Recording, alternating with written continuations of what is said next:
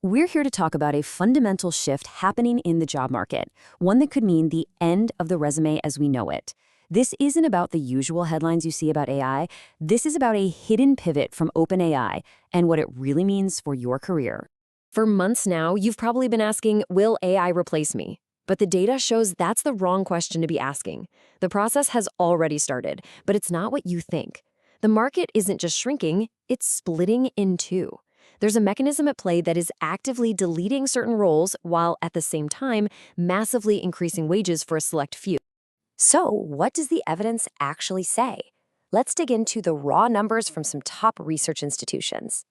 A recent study from MIT found that about 12% of jobs in the US could already be automated, not by some future AI, but by the tools we have available right now, today. But here's where it gets specific. Stanford and ADP looked at actual payroll data, and what they found is a clear youth penalty. Since late 2022, employment for workers between 22 and 25 years old in AI-exposed fields has dropped by 6%. And for young software developers, the numbers are even worse, a 20% plunge in employment. Think about that. These are the entry-level jobs, the places where you're supposed to learn the ropes. But here's the real twist. While those young tech workers were seeing jobs disappear, their more experienced colleagues in the exact same fields actually saw their employment numbers go up. So what on earth is going on here? This quote just nails it. This isn't some random downturn that's affecting everybody equally. No, the market is actively filtering people. It's prioritizing those who can design and direct AI systems, the architects, over those who are still learning the basic tasks that AI can now do, the learners.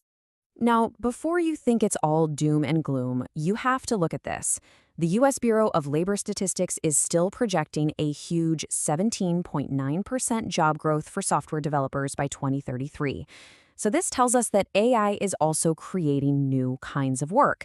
Someone has to build and manage these new systems, right?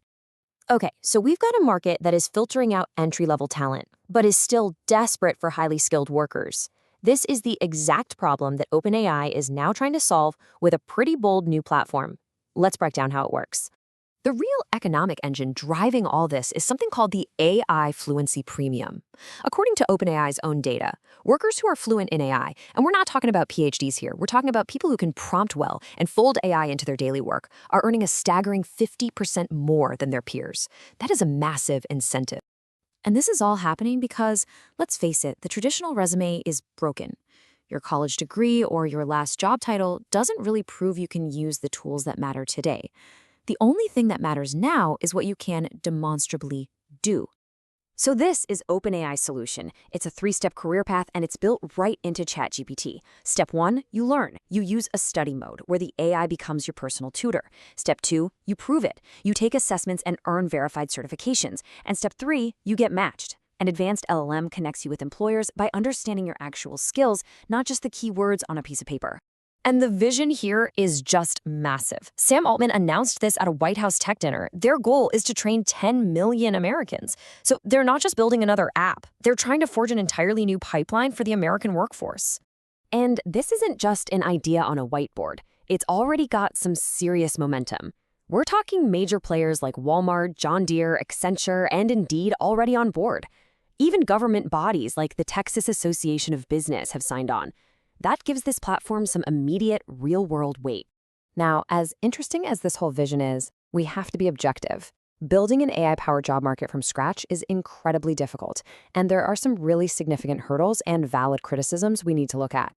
Well-known HR analyst Josh Buren points out some huge obstacles. For this to work, OpenAI needs a ton of candidate data.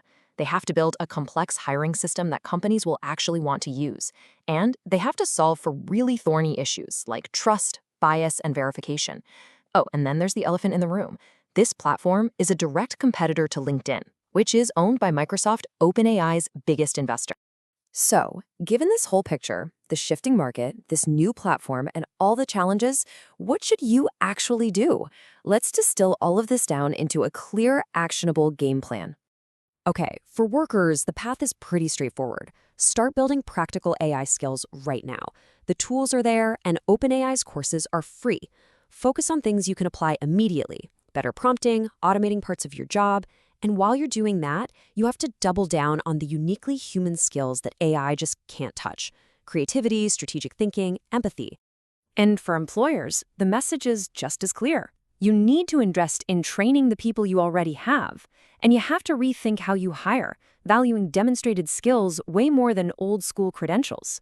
This new world lets you find amazing talent from non-traditional backgrounds, people who have proven they can do the job.